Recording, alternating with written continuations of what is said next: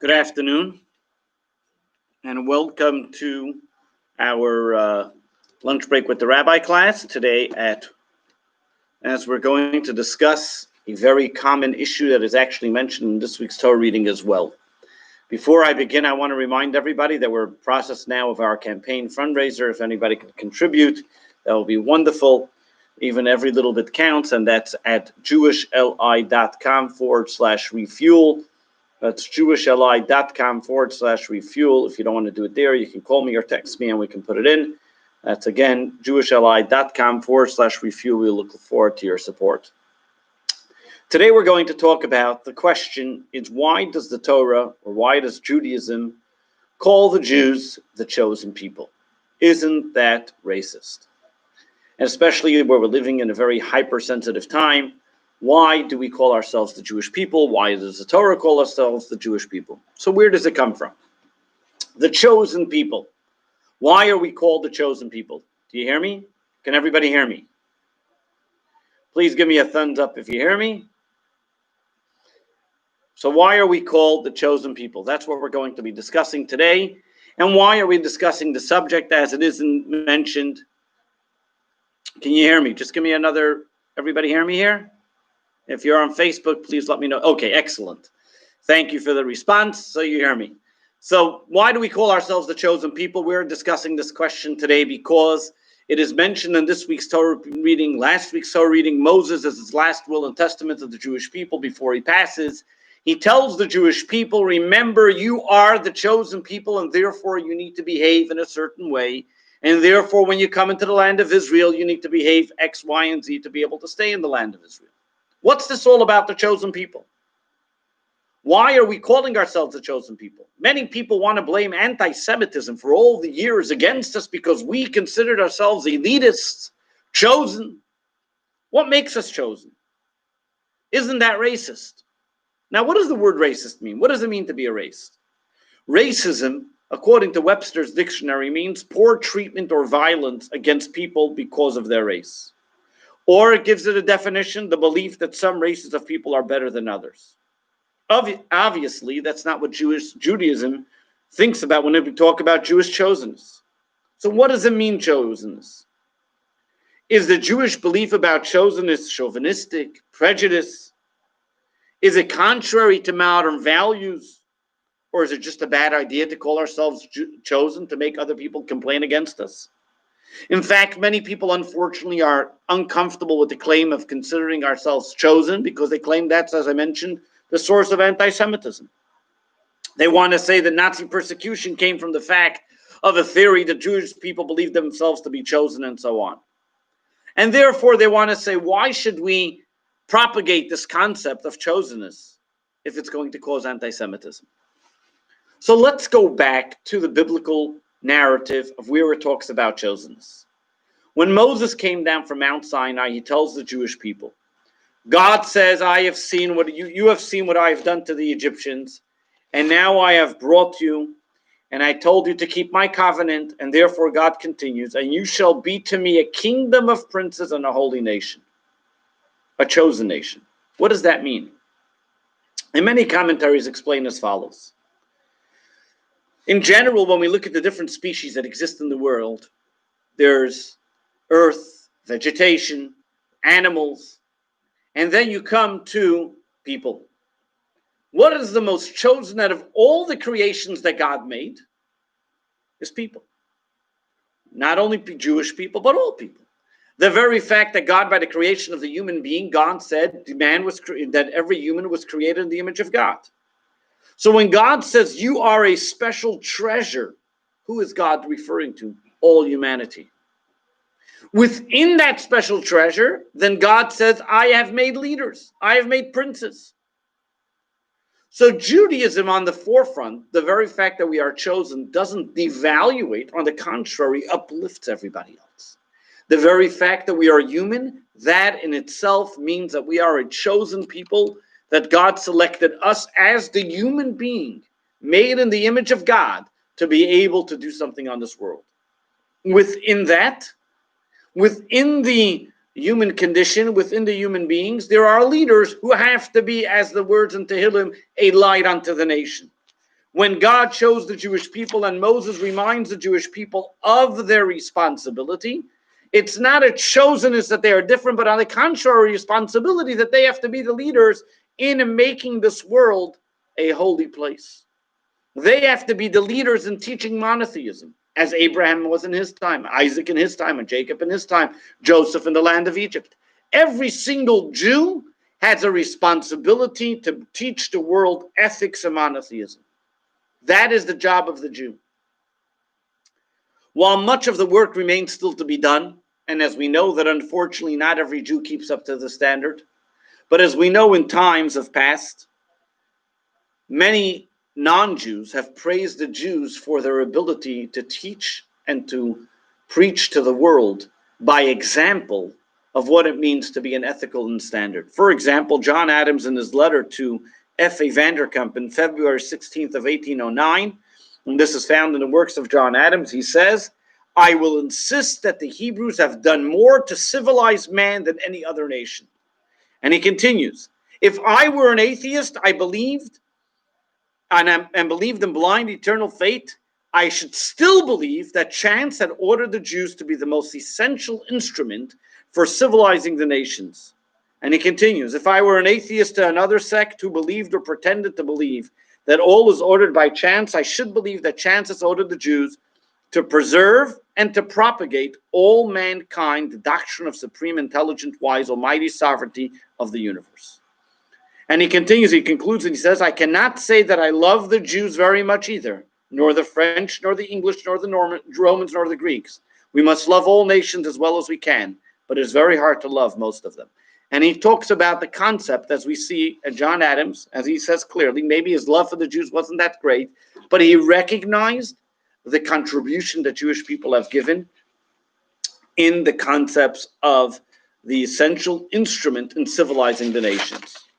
Go a little bit further, Paul Johnson, how he writes in his History of the Jews, and he says, one way of summing up 4,000 years of Jewish history is to ask ourselves, what would happen to the human race if Abraham had not been a man of great sagacity? If he had stayed in Ur and kept this higher notion to himself, and no specific Jewish people had come into being? Certainly, the world without the Jews would have been a radically different place.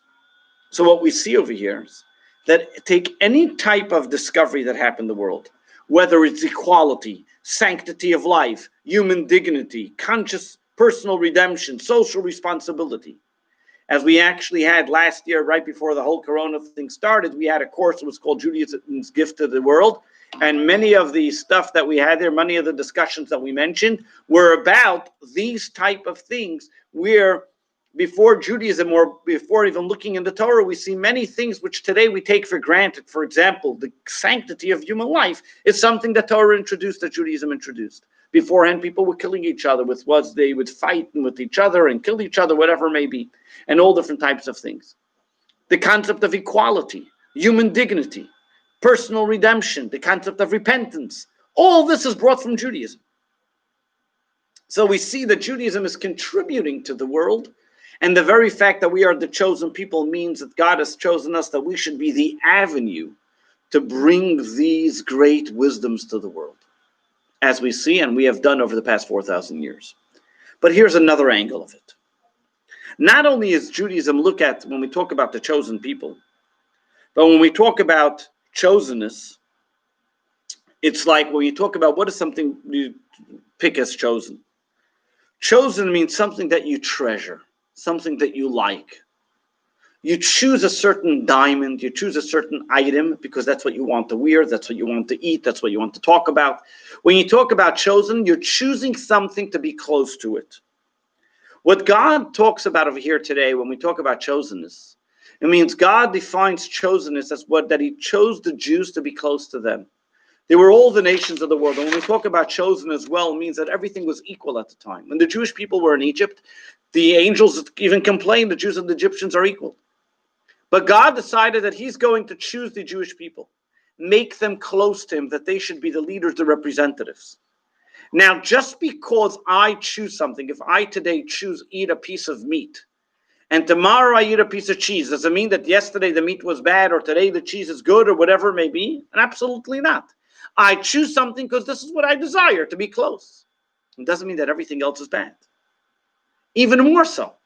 Generally speaking, when we look at it and we think of it, it is that when a CEO, let's say, chooses somebody to be his deputy or to be somebody, his person in charge, or puts him in a managerial position, everybody else in the company may scream in arms, why is he picking him? It's favoritism, that, and the other. But when God chooses the Jewish people, or any time God does kindness to an individual, on the contrary, not that it gives the person a pompous attitude, it instills within the individual humility, the fact that God was kind to that person. And if that person doesn't live up to the responsibility that God has given him, who is he denying? He's denying everybody else. That means if Jews don't live up to the responsibility of being the chosen nation, we are denying the rest of the world the qualities, the gifts that God has given us to share with the world. So when we look at the chosen nation, number one, we have to remember we are chosen to be responsible leaders in teaching the world monotheism and ethics and values, as the world has come to appreciate over the past 4,000 years. Number two, the concept of chosen means a closeness that God has brought closer to the Jewish people, as we say. By Mount Sinai, we say it in our prayers on the festivals. You have chosen us from all the nations. And you have brought us close to you to give us these commandments. Now, once we have given these commandments, on the contrary, it doesn't give us an egotism or something separate and differentiate and say, look who I am, and therefore you are not as good. On the contrary, it gives us a sense of humility and responsibility. Because with every merit, with every task, with every promotion, comes a responsibility. And we as the Jewish people carry that responsibility. Many times in Jewish history, Jewish people want to deny that sacred task of being chosen. And I'm sure you're very familiar with Tevye, who Tevye and Fiddler on the roof and goes, I know, we were the chosen people, but once in a while, maybe can you choose somebody else? Didn't Tevye say that? Because there was a certain type of ambivalence that Tevye was saying, that the chosenness, that because of it, brought about Jewish suffering and anti-Semitism. And therefore, there are some Jews today who unfortunately are uncomfortable with the concept of chosenness. But over here is the irony of the concept of chosenness. When we recognize that we are chosen by God to be leaders, it doesn't make us special, different, to the extent egotistic, to put down others, God forbid. On the contrary, it instills within us responsibility. It instills within us a concept of what we should do to help others. And if we believe in equality, that in fact is giving the world the biggest disservice, because then what would you share? If you walk into a company and everybody has the exact same job, would the company be producing something? In the company, there has to be a CEO, a CFO, a CEO, there has to be a superintendent, there has to be all different kinds of jobs, all the way down to the custodian. Every single person's equally important. It doesn't make one greater than the other. Each one has another task. God gave us a task of being the chosen people, of being the leaders, the custodians of humanity, of making sure that the world follows a certain ethics and values. We need to be a light unto the nations. We need to be a light unto the world. And our chosenness calls for responsibility to be a guide and to teach the world ethical monotheism. And if we deny that chosenness from ourselves in the name of equality, we would be doing the biggest disservice for humanity. And with that, we have to remember, be yourself. Be proud of who you are. As Jewish people, we need to be proud of the fact that God has chosen us to be those leaders in the world. And when we are proud of who we are, there's nothing to worry about any anti-Semitism or any discrimination, because every non-Jew respects a Jew who loves being a Jew. Be proud who you are. Go out there and change the world. Thank you for listening. And again, I want to remind you, please help us today with jewishli.com/refuel. That's jewishli.com/refuel. We look forward to your support. Thank you. Have a wonderful day, and see you tomorrow at 1 p.m.